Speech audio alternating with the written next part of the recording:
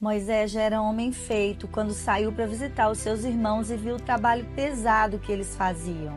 Viu também que certo egípcio espancava um hebreu, um do seu povo. Olhou para todos os lados e, vendo que não havia ninguém ali, matou o egípcio e escondeu o corpo na areia. Moisés saiu no dia seguinte e eis que 2 hebreus estavam brigando. E ele perguntou: por que você está espancando o seu próximo? E o homem respondeu: quem pôs você por príncipe e juiz sobre nós? Está querendo me matar como matou aquele egípcio?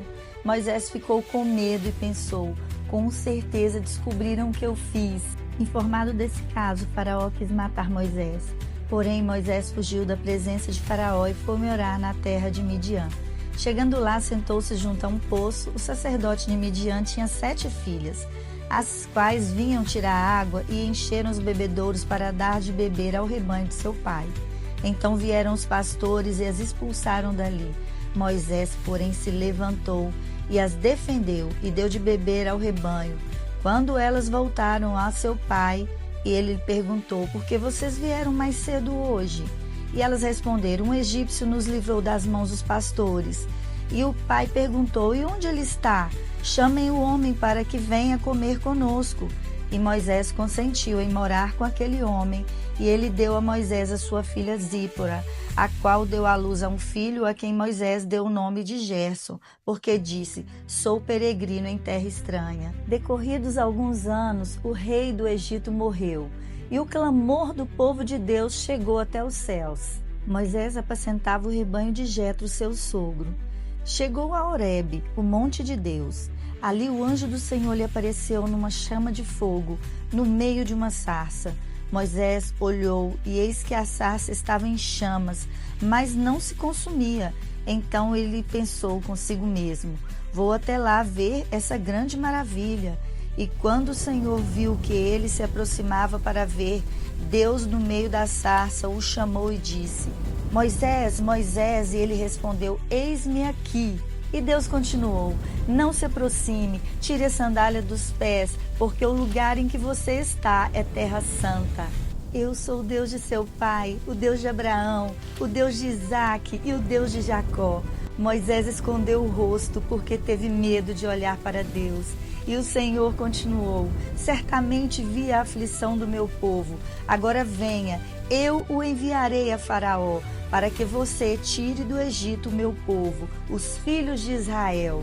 Eu estarei com você. Depois que você tiver tirado o meu povo do Egito, vocês adorarão a Deus nesse monte, ou seja, no Monte Horebe, que é o mesmo Monte Sinai. Todas as vezes que você ouvir falar em Monte Horebe, Monte Sinai, é o mesmo monte. E Moisés pergunta para Deus: mas quando eu for falar com os anciãos de Israel, com os filhos de Israel, eles vão me perguntar quem te enviou. E assim você dirá aos filhos de Israel: eu sou, me enviou. Sabe aquele momento de incerteza que às vezes nós temos? Pois é, Moisés também teve esse momento. Quando ele fala com Deus assim: mas eu vou lá dizer aos filhos de Israel que foi o Deus de seus pais. E eles vão perguntar qual é o nome desse Deus. Lembra que a cultura do Egito é que eles tinham deuses para tudo, tinham várias divindades. Então a cultura do povo de Israel estava misturada, atrelada com a cultura egípcia.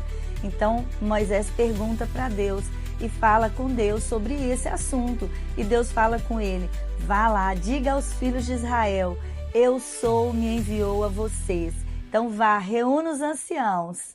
Eu farei com que este povo encontre favor diante dos egípcios. E então Moisés disse ao Senhor: ah, Senhor, eu nunca fui eloquente, nem no passado, nem depois que falaste a teu servo, pois sou pesado de boca e pesado de língua. E o Senhor respondeu: quem fez a boca do homem? Não sou eu, o Senhor? Agora vá, e eu serei a sua boca, e lhe ensinarei o que você deve falar. E mesmo assim Moisés respondeu: ah, Senhor, envia alguém, outro que quiseres enviar, menos a mim. Então a ira do Senhor se acendeu contra Moisés e ele disse: Arão, o levita, não é seu irmão? Eu sei que ele fala fluentemente. Eis que ele vem ao seu encontro e ao ver você se alegrará em seu coração. Ele falará por você ao povo, ele será como se fosse a sua boca. Leve, pois, na sua mão este bordão com o qual você fará sinais. Volte para o Egito, porque já morreram todos os que queriam matar você. Então Moisés tomou a mulher e os filhos, fez com que montassem num jumento e voltou para o Egito. Nós temos 3 pontos importantes para observar lendo esse texto. O primeiro deles é: nunca duvide do que Deus pode fazer através da vida de alguém.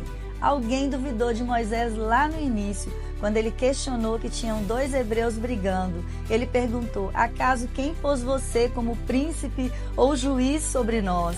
Mal sabendo essa pessoa que no futuro muito próximo, Moisés seria o líder de todos eles, guiado por Deus, alguém instruído direto do próprio Deus.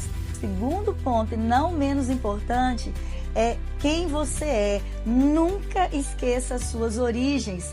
Quando Moisés coloca o nome do filho dele de Gerson, o nome significa sou peregrino em terra estranha. Ele estava ali mostrando que o pertencimento dele não era naquele local. Ele pertencia ao povo de Deus, ao povo hebreu. E o terceiro, e não menos importante, é nunca duvide do que Deus pode fazer através da sua vida. Muitas vezes nós duvidamos, assim como Moisés, ele não queria ir, ele pelejou com Deus, manda outro ir, menos eu, deixa outra pessoa fazer, mas às vezes o que Deus tem para fazer é através da sua vida. Então diga sim quando o Espírito Santo lhe convidar, e nós precisamos ter um dom que é chamado de discernimento de espíritos. Esse dom, ele nos revela se algo está vindo da parte de Deus ou não está vindo da parte de Deus. Então nós precisamos ter esse dom para entender quando o chamado vem do Senhor. E se Deus te chamou, vá. Se Deus te mandou falar, fale. Se Deus te mandou agir, haja. Se Deus te mandou silenciar também, silencie. Deus abençoe sua vida e até o nosso próximo estudo.